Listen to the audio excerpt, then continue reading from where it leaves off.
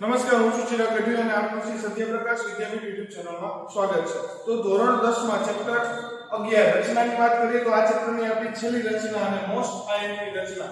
ફરી એકવાર કહું છું કે આ ચેપ્ટરની મોસ્ટ આઈએમપી રચના મારા ખ્યાલ પ્રમાણે બોર્ડની એક્ઝામની અંદર આ રચના 100% હશે।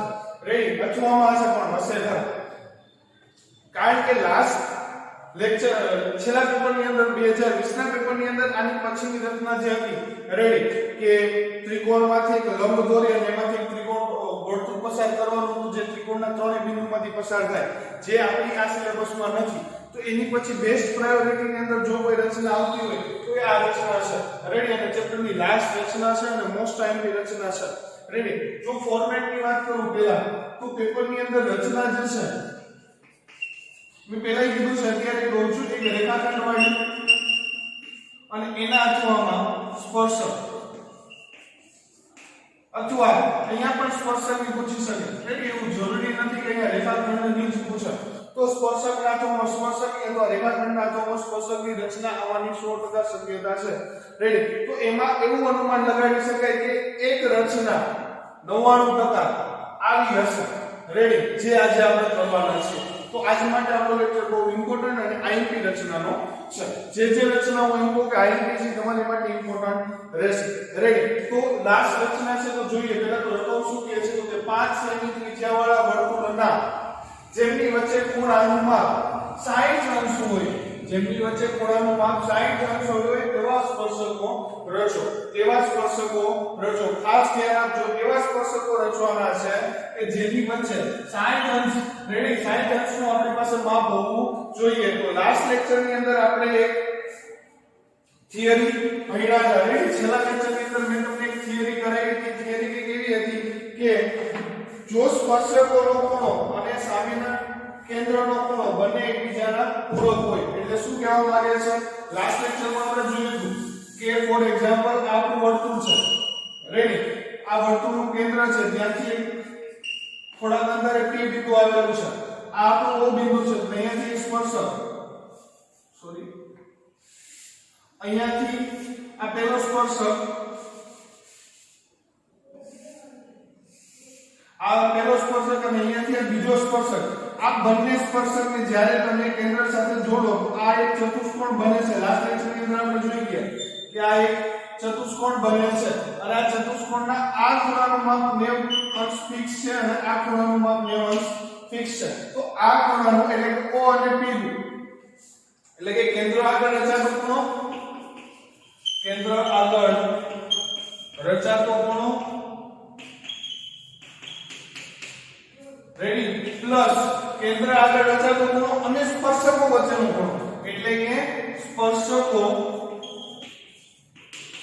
વચ્ચેનો ખૂણો, સ્પર્શકો વચ્ચેનો ખૂણો આ બંને કેવા હશે સરવાળો 180 એટલે આ બંને ખૂણાને એકબીજાના પૂરક કોણ કહે છે। શું કહેશું આપણે, એકબીજાના પૂરક કોણ કહેશું। તો તેમાંથી આપણી પાસે એક ખૂણાનું માપ છે, તમે શું કીધું કે સ્પર્શકો વચ્ચેનો ખૂણો તમારી પાસે 60 હોવો જરૂરી છે રેડી। તો આપણને એક વસ્તુની ખબર પડી કે આપણે જે રચના ડ્રો કરવાની છે એમાં આ ખૂણો આપણને 60 નો જોઈએ છે, આ બે લેવલા છે, આ અને આ ખૂણો એકબીજાના પૂરક કોણ છે રેડી। તો સિમ્પલ વસ્તુ છે કે પૂરક કોણ હોય તો O અને P નું માપ 180 થશે રેડી। લાસ્ટ લેક્ચર પ્રમાણે જે થિયરી મેં તમને કરાવી એના પ્રમાણે O અને P નું માપ 180 હશે। હવે P નું માપ આપણી પાસે ઓલરેડી રકમમાં કેટલું આપ્યું છે 60 આપ્યું છે, O નું માપ ખબર નથી રેડી। તો ટોટલ આપણી પાસે 180, તો O નું માપ તમારી પાસે કેટલું થશે, ખૂણા O નું માપ તમારી પાસે કેટલું થશે તો કે ખૂણા O નું માપ આ 60 પ્લસ સામે છે તો માઈનસ 180 માંથી 60 બાદ કરો એટલે 120 120 ડિગ્રી સેલ્સિયસ અંશ રેડી 120 અંશ ખૂણાનું માપ થશે। તો એનો મતલબ એવો થયો કે તમારે જો અહીંયા 60 નો ખૂણો જોઈશે, ખાસ રાખજો, જો તમારે સ્પર્શકો વચ્ચે 60 નો ખૂણો જોઈશે તો તમારે કેન્દ્ર આગળ 120 નો ખૂણો રચવો પડશે રેડી। કારણ કે પહેલેથી તમારી પાસે આ બિંદુ નહીં અને અહીંયા તમે ખૂણો રચી શકો નહીં. તો એનો મતલબ શું છે કે જો અહીંયા 60 નો ખૂણો રચવો છે તો કેન્દ્ર આગળ ફરજિયાત 120 નો ખૂણો રચવો પડે. રેડી? અહીંયા 60 નો રચવો છે તો અહીંયા 120 નો ફરજિયાત ખૂણો રચવો પડે. જો તમને એક્ઝામ ની અંદર એમ કે કેન્દ્ર વચ્ચેનું સ્પર્શકો વચ્ચેનો ખૂણો 90 અંશ હોય. રેડી? તો યાદ રાખવાનું 90 ને 180 માંથી બાદ કરો એટલો ખૂણો તમારે અહીંયા પણ રચવો પડે. જસ્ટ એક્ઝામ્પલ આપું છું. રેડી? અહીંયા 90 નો રચવો તો અહીંયા પણ 90 નો તમારે રચવો પડે. ફોર એક્ઝામ્પલ અહીંયા 120 નો ખૂણો આપે છે તો અહીંયા તમારે 60 નો ખૂણો ફરજિયાત રચવો પડે.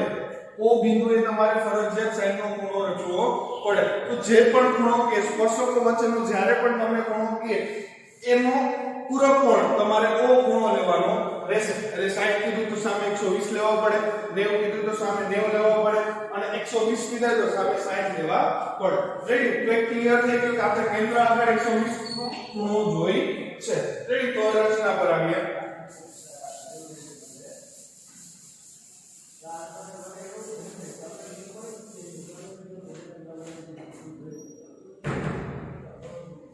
રેડી?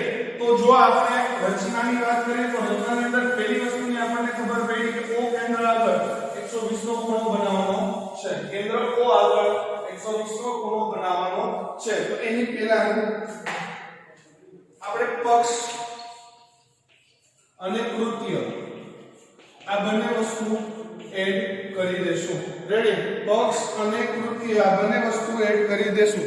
તો આપણે સિમ્પલ વસ્તુ વિચારીએ કે આપણું પક્ષ શું થશે. રેડી? જો આપણે પક્ષની વાત કરીએ તો આપણું પક્ષ 5 સેમી ત્રિજ્યાવાળું વર્તુળ આપેલું છે. રેડી? એટલું થશે 5 સેમી ત્રિજ્યાવાળું વર્તુળ આપેલ છે. રેડી? 5 સેમી ત્રિજ્યાવાળું વર્તુળ આપેલ છે. પછી તો શું આપણું કૃત્ય શું થશે તો કે સ્પર્શકો વચ્ચે. રેડી? એવા સ્પર્શકો દોરો કે જેની વચ્ચેનું માપ કેટલું હોય 60 અંશ હોય. તો આપણે એવું લખવાનું થશે કે સ્પર્શકો વચ્ચેનો ખૂણો 60 અંશનો રચો. રેડી? સ્પર્શકો વચ્ચેનો ખૂણો 60 અંશનો રચો. રેડી? તો પક્ષ 5 સેમી ત્રિજ્યાવાળું વર્તુળ આપેલ છે અને કૃત્ય રેડી કે સ્પર્શકો વચ્ચેનો 60 અંશનો ખૂણો રચો. રેડી? 60 અંશનો ખૂણો એ ખૂણો શબ્દ એટલે દેજો સ્પર્શકો વચ્ચેનો 60 અંશનો ખૂણો રચો. રેડી? તો આપણને પક્ષ અને કૃત્ય મળી ગયા છે. તો હવે આપણે રચના તરફ આગળ વધશું.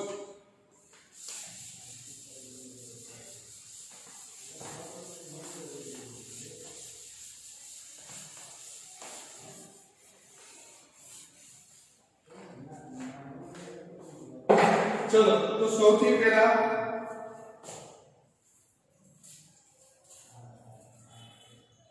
આપણે 5 સેમી ત્રિજ્યાવાળો વર્તુળ ડ્રો કરશું.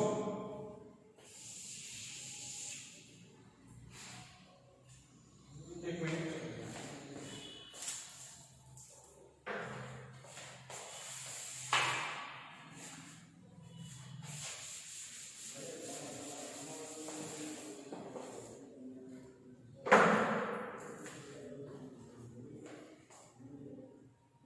ચલો તો આપણે પહેલા 5 સેમી ત્રિજ્યાવાળું એક વર્તુળ ડ્રો કરશું.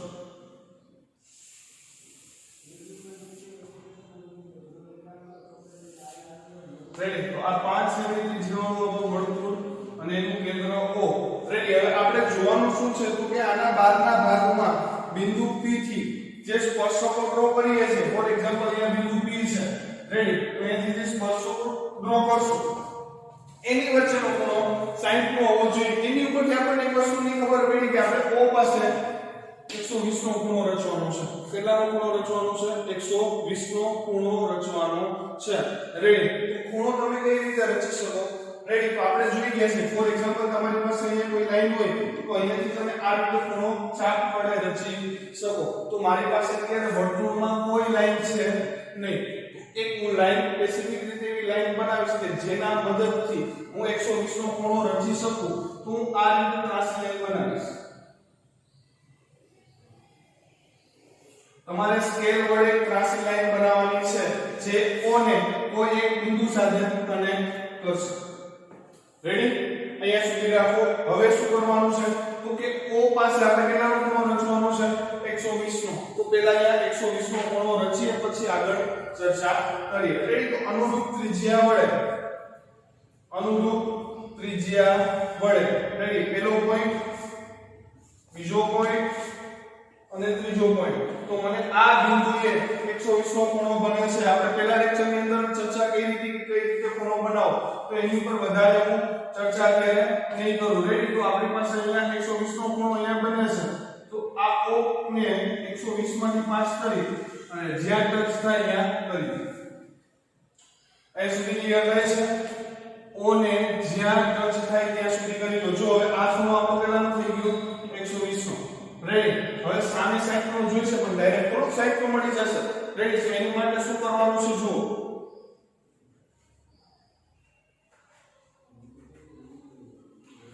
લાસ્ટ લેક્ચર ની અંદર જે થિયરી કરાવી અત્યારે બહુ કામ લાગવાની છે. રેડી? ફોર એક્ઝામ્પલ આ વર્તુળ છે. અહીંયા આપણે ખૂણો 160 નો 120 નો આપણે ખૂણો બનાવી દીધો. હવે શું કરવાનું તો કે અહીંયા કેટલાનો ખૂણો હતો 90. અહીંયા કેટલાનો ખૂણો હતો 90. અહીંયા 90 નો ખૂણો, આ 90 નો ખૂણો. બંને 90 ના ખૂણા બનાવવા પડશે. કારણ કે આપણને ખબર છે કે સ્પર્શક ત્રિજ્યા સાથે આપણે શું થઈ ગઈ ત્રિજ્યાની વ્યાખ્યા ફરીથી એકવાર રિવાઇઝ કરાવું છું. શું હતી તો કે વર્તુળના કેન્દ્રથી વર્તુળ સુધીનું અંતર, વર્તુળના કેન્દ્રથી વર્તુળ સુધીનું અંતર, તો આ આપણી ત્રિજ્યા છે. હવે અહીંયાથી જે સ્પર્શક પસાર થતો હશે ને ત્રિજ્યા સાથે 90 નો ખૂણો બનાવશે. કેટલાનો ખૂણો બનાવશે 90 નો ખૂણો બનાવશે. તો એક 90 નો ખૂણો અહીંયા આવશે, એક 90 નો ખૂણો અહીંયા આવશે. તો આપણે અત્યારે બે 90 ના ખૂણા બનાવવાના છે. રેડી? કઈ રીતે બનાવશું જુઓ.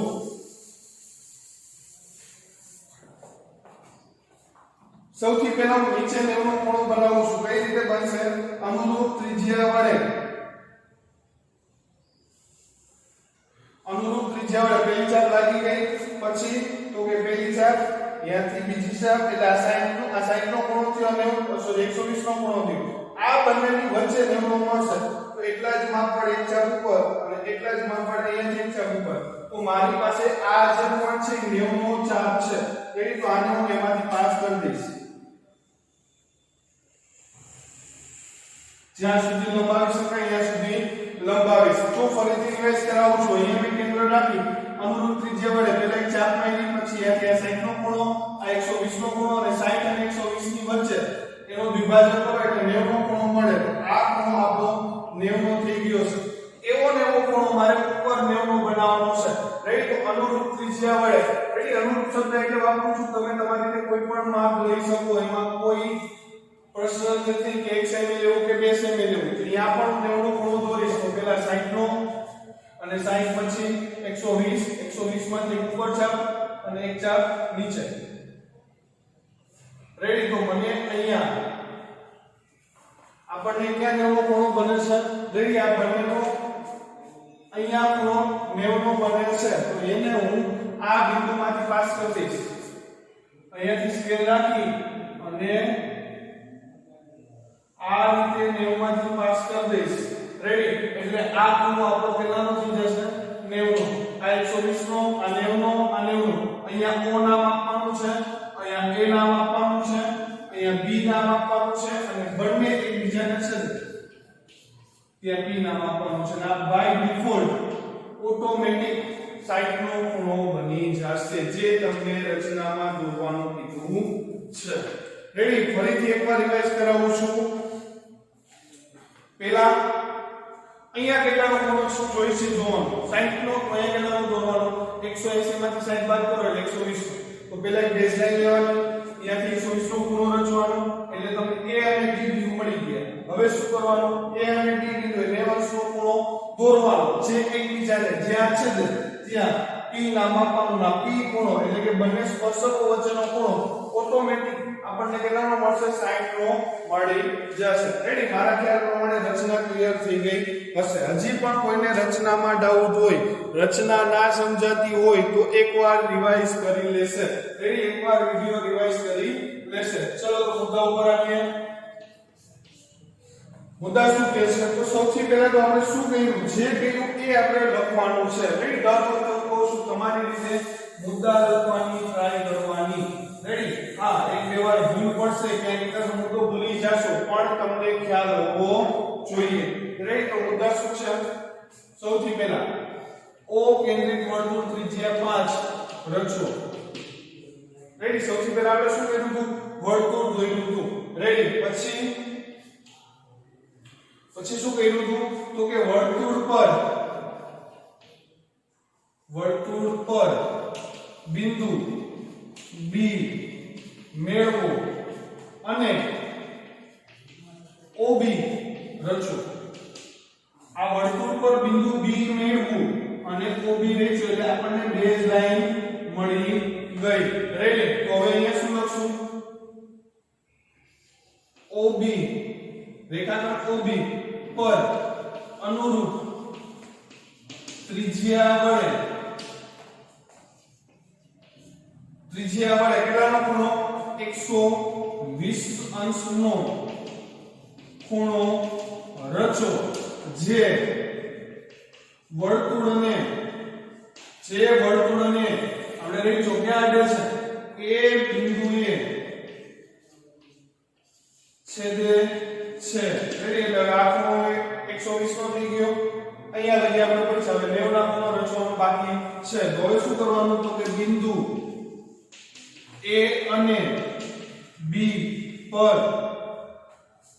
ખૂણો 90 અંશનો રચો જે વર્તુળના બહારના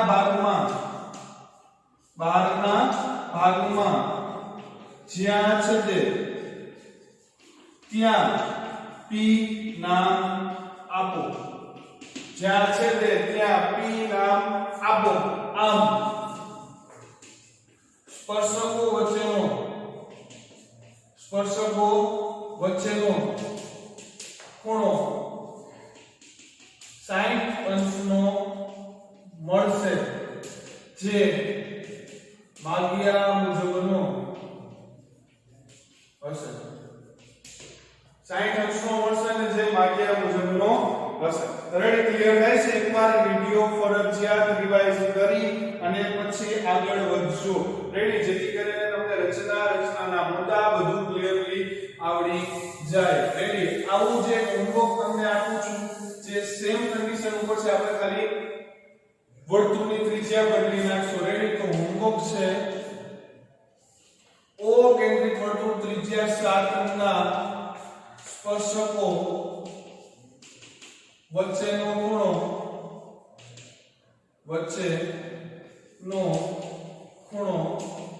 60 અંશનો મેળવો રેડી સેમ રચના છે પણ અહીંયા O કેન્દ્રિત વર્તુળ ત્રિજ્યા આપણે 5 ને બદલે 7 આપી દીધી છે તો 7 સેમી ત્રિજ્યા વાળા વર્તુળો રચી અને પછી આખી પ્રોસેસ કરવાની થાય છે રેડી હવે નાનો ટોપિક હતો જે ચેપ્ટર તો આપણો અહીંયા કમ્પ્લીટ થઈ જાય છે ને નેક્સ્ટ ચેપ્ટર આપણે આંકડાશાસ્ત્ર ચાલુ કરવાના છે પણ એક નાનો ટોપિક અને સજેશન હતું જે ખાસ કરીને તમારી માટે હતું કે ધોરણ 10 ના વિદ્યાર્થી માટે રેગ્યુલર રિવિઝન કરવું જરૂરી છે રેડી રેગ્યુલર રીડિંગ અને રેગ્યુલર રિવિઝન આ બે વસ્તુ કરવી જરૂરી છે હા તમે ઘણીવાર હું સ્ટુડન્ટને પૂછતો હોય કે રેગ્યુલર તમારું રીડિંગ અને રિવિઝન માટે કેટલો ટાઈમ આપો છો તો મને કહેશે કે સર અમે 4 કલાકનો ટાઈમ આપીએ છીએ કેટલા કલાકનો 4 કલાકનો ટાઈમ હવે 4 કલાકમાં એ લોકો કેવી રીતે ગણતા હોય તો કે 2 કલાક હોમવર્ક ની 1 કલાક વિડિયો જોઈએ ની અને 1 કલાક વાંચો તો ભાઈ આવી રીતે તૈયારી કરવાની નથી રેડી આ જે ટાઈમ છે રીડિંગ અને રિવિઝન નો એ હું જે ટાઈમ તમને કહું છું એ હોમવર્ક કરવાનો વિડિયો જોવાનો એમાં કાઉન્ટ થતો નથી રેડી આ બંને ટાઈમ તમારે એક્સ્ટ્રા આપવા પડશે અને HW અને વિડિયો માટે એ અલગ ટાઈમ રહેશે એ આની અંદર કાઉન્ટ થશે નહીં રેડી તો રેગ્યુલર તમે રીડિંગ રાખો રેગ્યુલર તમારું રિવિઝન રાખો જેથી કરીને ધોરણ 10 ની બોર્ડની એક્ઝામ ની અંદર રેડી ડેટ ઓલરેડી આવી ગઈ છે 21 મે રેડી 21 મે મહિનાની 21 તારીખ આજુબાજુ એક્ઝામ ચાલુ થાય છે તો તમારી તૈયારી હોવી જોઈએ રેડી તમારી તૈયારી હોવી જોઈએ. આપણે ઓલમોસ્ટ હાફ સિલેબસ અત્યારે કમ્પ્લીટ થઈ ગયો છે, હાફ ઉપરનો સિલેબસ કમ્પ્લીટ થઈ ગયો છે, પણ તમારે એક વસ્તુ કરવાની છે કે જ્યાં જે ચેપ્ટર ચાલી ગયા, ફોર એક્ઝામ્પલ ચેપ્ટર 2 આપણે ઘણા ટાઈમ પહેલા ચલાવ્યું, તો તમારે શું કરવાનું છે, જ્યારે પણ તમે ફ્રી થાઓ, હા અત્યારે તો ફ્રી જશો, પણ જ્યારે પણ તમને ટાઈમ મળે બીજા સબ્જેક્ટમાંથી થોડોક ટાઈમ કાઢી અને આમાં જ્યારે તમે આપો ત્યારે ચેપ્ટર 2 ના એટલે ચેપ્ટર 2 એક ઉદાહરણ આપો છો, જે ચેપ્ટર તમને ના સમજાતું હોય અથવા જે ચેપ્ટર પહેલા ચાલી ગયું છે રિવાઇઝ કરવા માટે એના રીત પ્રમાણેના દાખલા કરો. રેડી, પછી દાખલા જુઓ કે કઈ રીતના દાખલા બોર્ડની એક્ઝામમાં પૂછાય છે. રેડી, એકવાર થોડો સિલેબસ કમ્પ્લીટ થાય પછી આપણે બોર્ડના પેપર માં આવેલા દાખલા પણ કરાવવા માટે એક સ્પેશિયલ લેક્ચર બનાવવો છે. રેડી, એટલે એક લેક્ચર નહીં પણ લેક્ચરની એક સિરીઝ બનાવવાની ઈચ્છા છે કે બોર્ડમાં પૂછાઈ ગયેલા દાખલા, જનરલ દાખલાનું આપણે પ્રેક્ટિસ કરીએ. પણ એ ક્યારે શક્ય બનશે કે જ્યારે તમે રીડિંગ, રિવિઝન આ બધું પ્રોપરલી રેગ્યુલર કરતા હશો તો. રેડી, પછી એક સજેશન આપું છે કે સંસ્કૃત,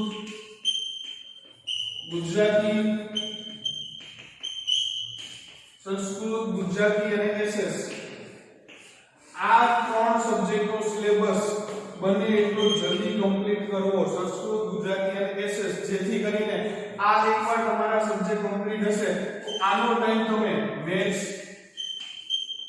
સાયન્સ અને ઇંગ્લિશને આપી શકશો. આ ત્રણ સબ્જેક્ટ તમારી માટે થોડા ટફ રહેશે અને આ ત્રણ સબ્જેક્ટ સ્કોરિંગ સબ્જેક્ટ થશે. કેવા સબ્જેક્ટ હશે? સ્કોરિંગ સબ્જેક્ટ હશે. તો આને પણ સાઈડમાં મૂકવાના નથી, પણ એનું રિવિઝન પહેલા કરી અને કમ્પ્લીટ કરી દેવાનું છે અને બધું ભાર આ ત્રણ સબ્જેક્ટ ઉપર આપવાનો છે. રેડી, બીજું કોઈ આવી રીતે અપડેટ હશે તો આપતો રહીશ. તો અત્યારે હોમવર્ક માટે 7 સેમી ત્રિજ્યાનો સ્પર્શક રચો અને એનો ખૂણો કેટલો હોવો જોઈએ? 60 માર્ક્સ હોવો જોઈએ. રેડી, તો નેક્સ્ટ લેક્ચરમાં નવા ચેપ્ટર સાથે મળશું. ત્યાં સુધી જય હિન્દ, જય ભારત.